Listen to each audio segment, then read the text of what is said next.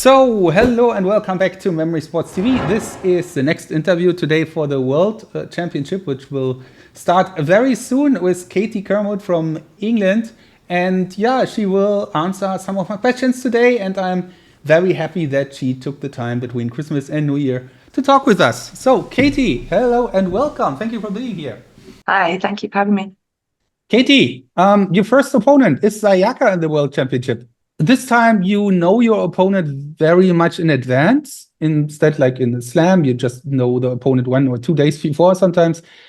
Does it change your approach to go into the match, and how? Yeah, definitely, because when you know your opponent, you can really prepare what sort of times you need to be aiming for, that sort of thing. So yeah, I've already made my match plan, and I know roughly, what I'll be aiming for. So it's great because then you can practice going at specific times, rather than just hope that you can get the timing right on the day. So yeah, it's really helpful to know in advance. And in general, how do you feel about having Sayaka as your first opponent? Yeah, it'll be tough. I always seem to play Japanese opponents, which is great. That very tough to beat, and Sayaka will be really tough. I know how she's really brilliant at names and images, and I just think I have to work out the disciplines where I can maybe beat her and just do my best there. Yeah, it'll be difficult, but I'll just do my best and try and stick to my plan. Cool. You always take a lot of notes between games and matches. Are there notes only for your own performances, or also notes on your opponents?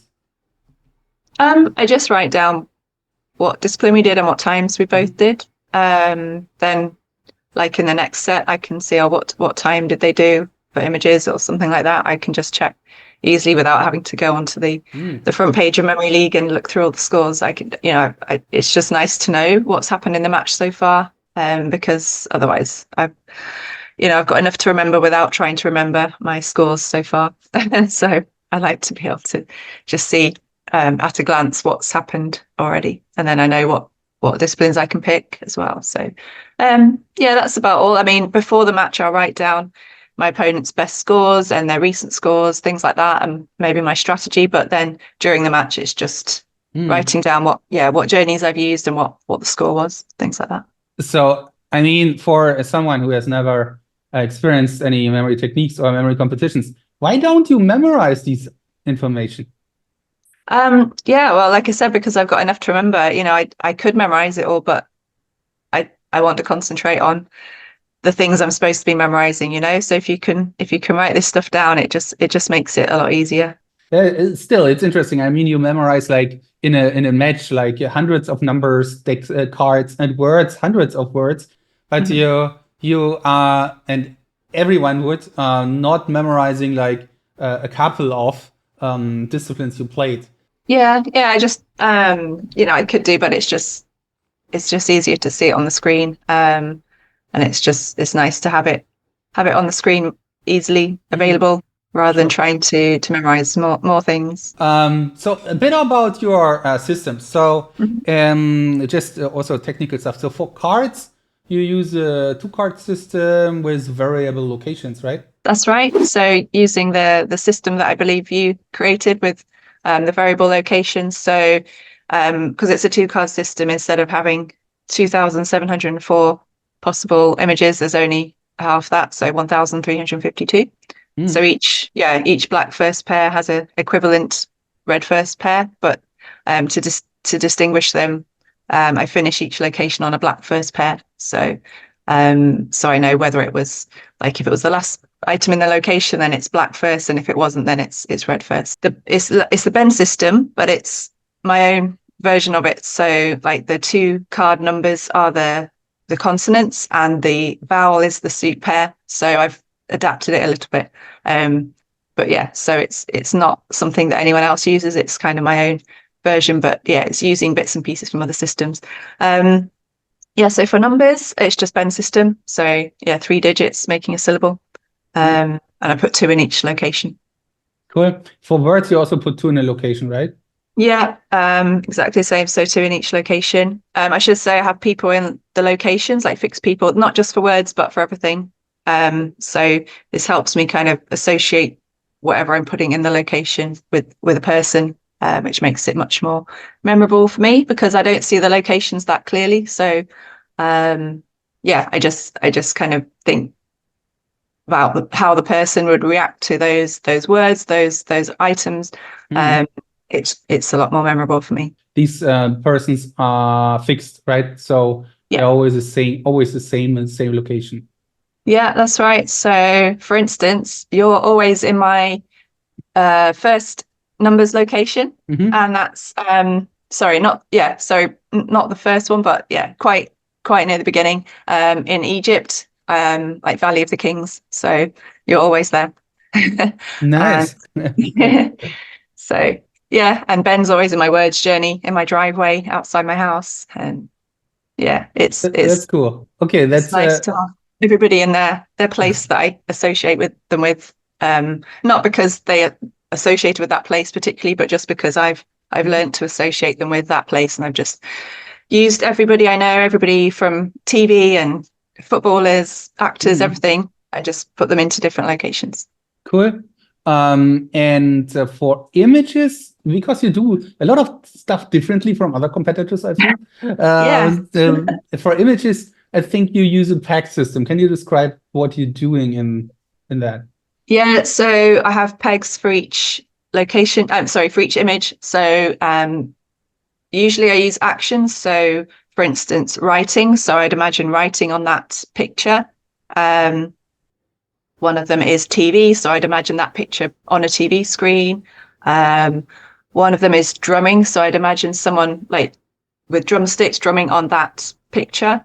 So it means that I don't have to kind of take that picture and put it in a location. I'm just doing something to the picture. Mm. So I find it a lot easier. I mean, I'm not the fastest at images, so I don't know how successful this approach is, but I just find it much easier for me than trying to put things in locations.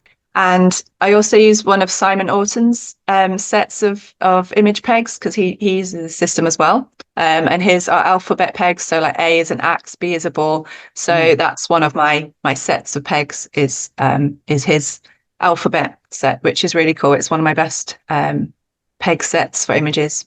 So I like that. Cool. Shout out to Simon Orton here. And for names and international names, anything specific you can share here? No. Yeah, yeah, it's always the answer, right? I mean, I don't use the system. I think it's with international names, you can say, get to know different languages. But I think with Memory League, it doesn't help that much because it helps more with surnames, which we see in like the IAM names.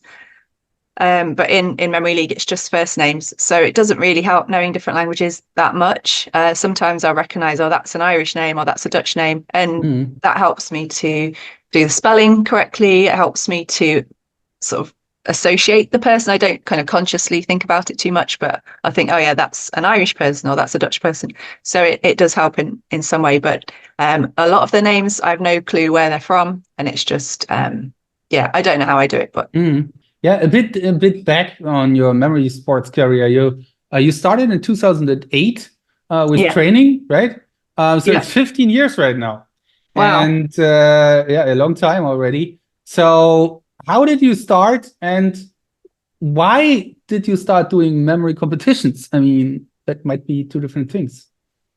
Yeah, I mean, I always had a good memory. So when I found out about memory techniques, I was very excited. When I found out about the competitions, I thought that sounded amazing. I wanted to join in. It took me a while to actually get around to doing it because of various things, and because back then we didn't really have like a Facebook group, and I couldn't easily find out about competitions. But in 2008, there was a competition in Cambridge, which is it's not near where I live, but I knew Cambridge quite well because I went there for university.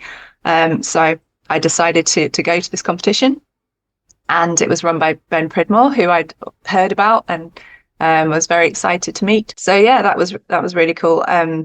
I just wanted to be part of it, and I didn't know if I would do well or not, but I just thought it sounded really exciting to join in with memory competitions, and meet all the people I'd heard about. And was there any situation or any moment when you said, okay, I really want to do that. I want to train for that, something specific? Or as soon as I heard about it, that I knew that I wanted to do it. There was no question really in my mind, because I knew it was something I'd always been good at.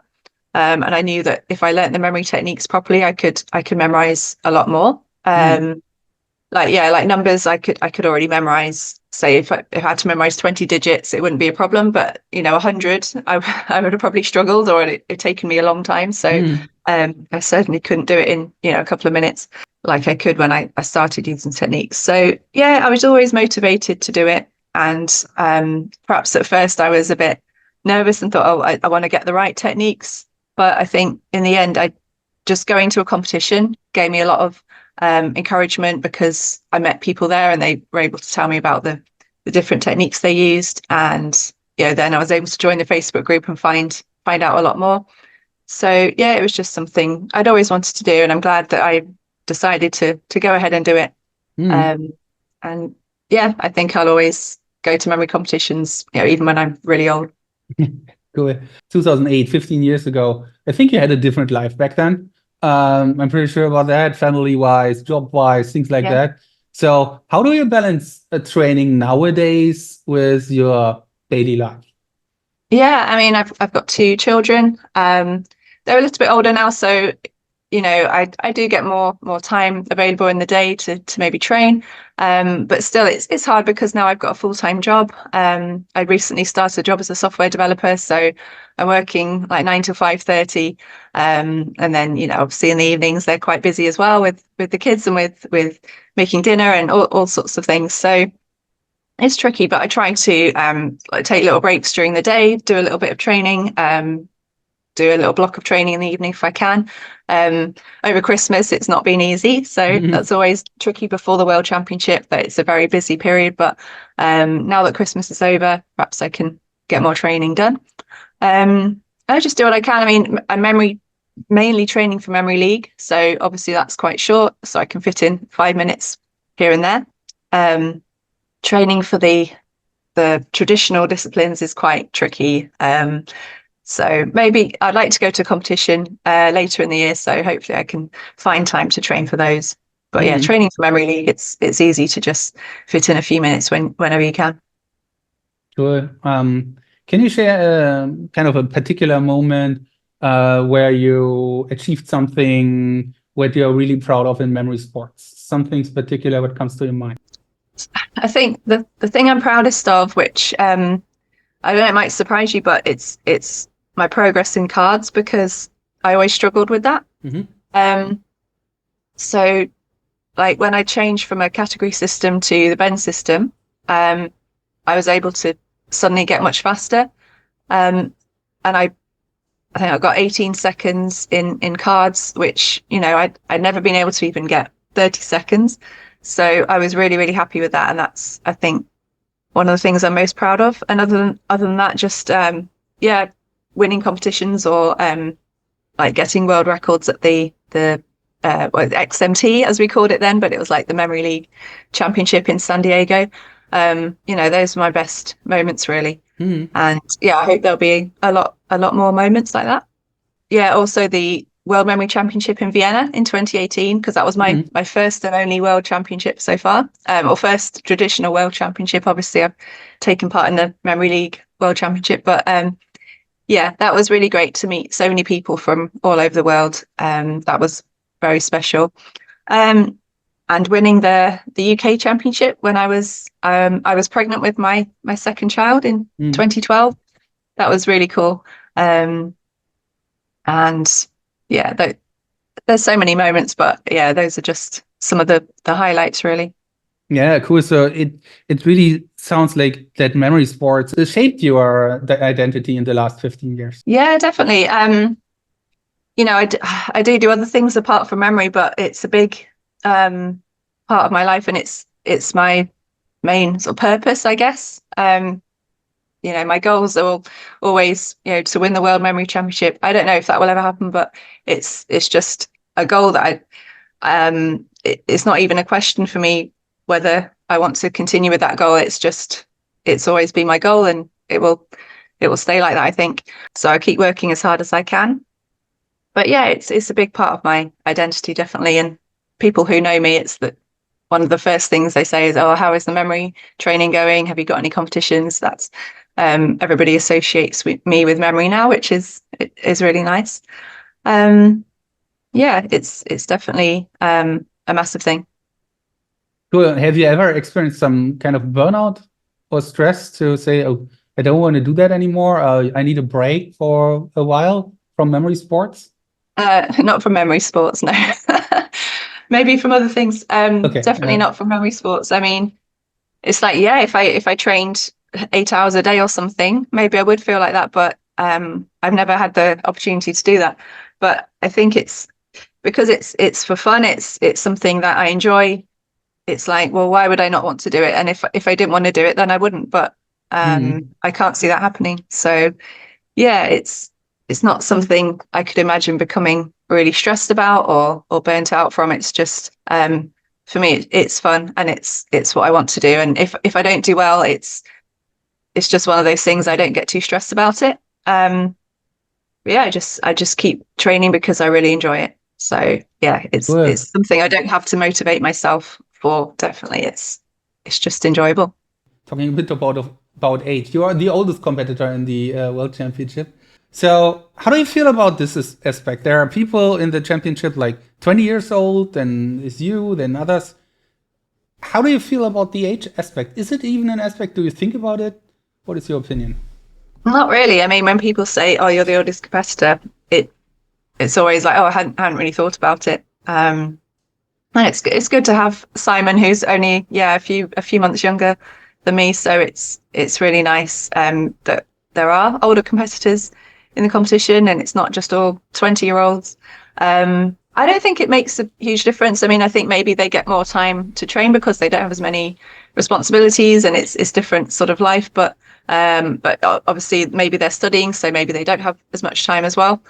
But yeah, it's good to be able to compete you know, on a level with those guys. And I don't think I've got worse at memory since I've got into my 40s. It doesn't seem to affect me in that way. My mind feels the same as when I was, 21. It's just just a number. I'm just older, but I hope to continue like that as long as I can. I know when you're much older, it can be a problem, but your mind can develop things that stop you being able to memorize so much. But I hope that won't happen. I just keep my mind active, and I don't think at the moment it's any sort of issue. So yeah, I don't mind being the oldest competitor. It's kind of cool to think that I'm 45 and I'm competing with 19 and 20-year-olds, and yeah, I don't mind that.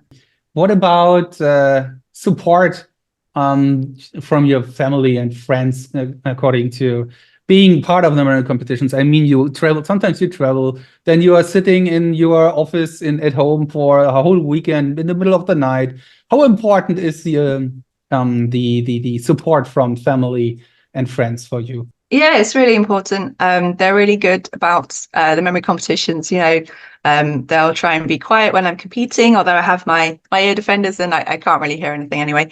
But they make sure that they're quiet, and they don't mind me doing the competitions and sort of taking time away from whatever we're doing as a family. They'll sort of make sure I have the time to train and to take part.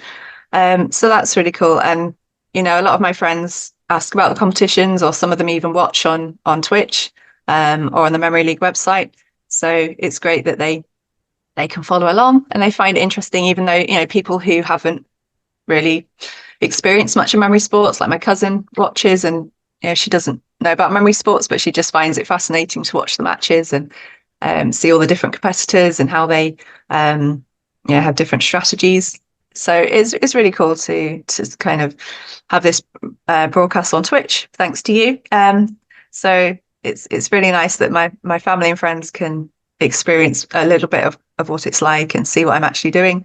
All this time that I'm taking to train, that at least they can see what it's all for, because they can see me compete. But yeah, they're brilliant, and they always support me. And you know, my children know who the competitors are. Like if I say I'm playing Jan's on, they'll know who that is, and they say, oh yeah, he's really good at this, and that they'll kind of know all the competitors. So it's really nice. Any ambitions from friends or kids or family and in general to start memory sports? No, sadly, I've not convinced anybody to give it a go. Yeah, I think it's something you either have to be interested or you're not. You know, if you are excited about it, like I was when I heard about memory competitions, then you'll do it. But if it doesn't excite you, then yeah, there's maybe not much point. But you have to do the things you're excited about. And yeah, if my kids said they wanted to do memory or they wanted to compete and train, then obviously I'd help them with that. They do a little bit on Memory League. But yeah, I think it's nice to be able to pass that on to other people. But yeah, only if they really want to do it. Yeah, I think it's a very good general approach to do things what you're excited about. I mean, you changed your job from being a memory coach to software developer. What is the reason for that? So yeah, I was doing memory coaching, but my main job was like a freelance translator. Mm-hmm. So I've been doing that for 20 years. I really enjoyed it, but I think I've always loved programming, and I used to be a programmer years ago. So I decided to get back into it, and obviously I was working on the IAM competition website. I continued coding all that time. I wasn't just I didn't forget about it. I was still doing it, and obviously things have changed a lot. But I just really wanted to get back into it and give it another try, because that was like my main career. You know, that was what I studied at university for.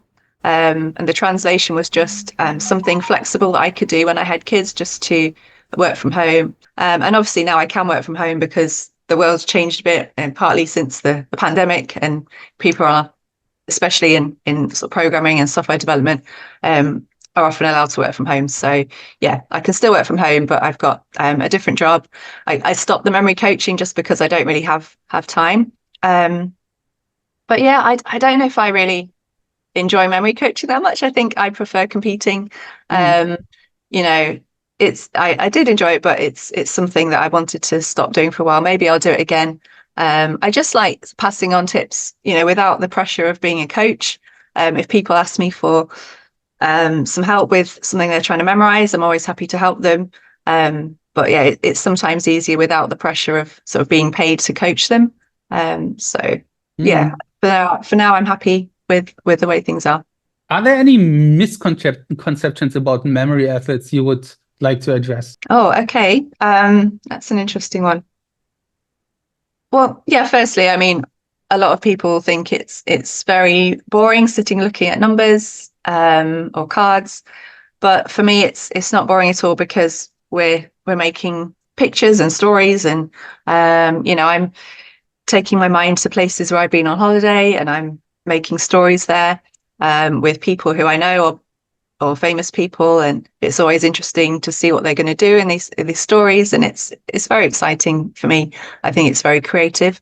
So that's one big misconception, I think. And I suppose the other one is, you know, sometimes it's frustrating when memory athletes say, "Oh, this is all down to techniques. There's no such thing as natural ability. You know, none of us are born with this." And I know why they're saying that, and I understand they're trying to make sure everybody knows that we can all do this, and its techniques are brilliant, and we can all learn to do it. And I still believe that, but I think there is also such a thing as natural ability, and I think we need to find out why some people are able to do this naturally, and you know, for scientists to research that. But if we keep saying it's all about techniques, then the scientists won't, you know, they won't look into it, and they'll say, well, we're just using techniques. There's nothing to research. So I think that's another misconception that, you know, frustrates me a bit. Yeah, other than that, you know, it's the fact that we're not all just nerdy. We're all different personalities and different people, and it's just a really fun thing to do, and more creative than people think. Your vision for the future in memory sports, what do you think it will grow? Does it have to grow, or is it okay like it is? What are your thoughts on that? Yeah, that's a good point. I mean, it would be really cool if it could grow more and more and attract people from more countries. And especially in the UK, there's like hardly any competitors, and for me that's something I would like to try and grow. And obviously everybody else is trying to do that in their countries, and that would be great. But does it have to grow? I mean, it's something that not everybody is interested in. The techniques are all out there if people want to give it a go. If they don't, then that's fine. I think there's a lot of people who don't know about it. So as long as we keep kind of talking about it and getting people to hear about it, then that's all we can do. And if it grows, then that's fantastic. And I'd like to see, more more apps to help people train. I'm trying to make something myself to help people just in their everyday training. So not just the normal training that we do like on the IM site, but to do other things like drills. And I'd love to work more on that. I would just love to make it so we can have more competitions. At the moment, there's not many in-person competitions. It would be great to be able to have more and to just make it as fun as we can. Would be great to have bigger and better competitions. Anything else you want to share, add to? Yeah, any thoughts? I'm looking forward to the Memory League World Championship a lot, and hope it will be a great competition. Hope everybody gets there, achieves best they can, and we see some top performances. I think it will be really, really fun. Thank you very much for your time. That was a very nice interview. Thanks a lot. And Thank you. looking forward to the Memory League World Championship.